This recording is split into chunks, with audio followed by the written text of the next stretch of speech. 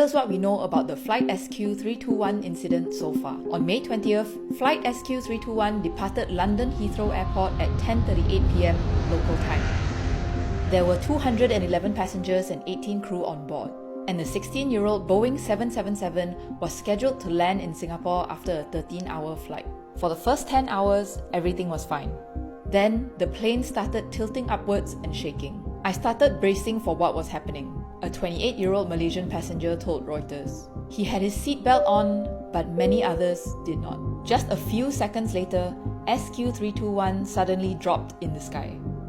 According to passengers on board, the drop was dramatic. Everyone seated and not wearing a seatbelt was launched immediately into the ceiling. Some hit their heads on baggage cabins overhead and dented it, and objects were flung around the cabin. The fall only lasted a short while, but the damage was severe. According to a passenger, the crew and people inside lavatories were hurt the most, because we discovered people just on the ground not able to get up. There were a lot of spinal and head injuries. Another described seeing other passengers giving first aid, or injured passengers screaming in pain.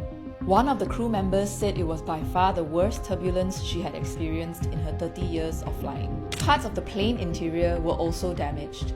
The plane was forced to make an emergency landing. It was diverted to Bangkok and it landed at 3:45 p.m. local time.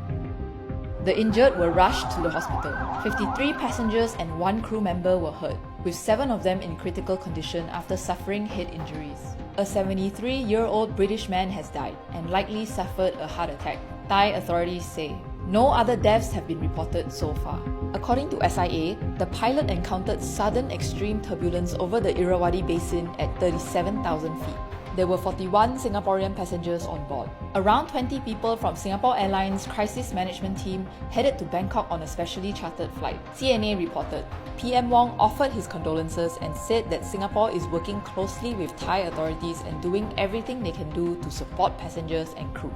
President Tharman and Minister for Transport Chee Hong Tat have also offered their condolences. US aircraft manufacturer Boeing said that it is in contact with SIA regarding Flight SQ321. The Transport Safety Investigation Bureau of Singapore's Ministry of Transport said it is investigating the SQ321 incident. TSIB added that it is in touch with its Thai counterparts and will be deploying investigators to Bangkok.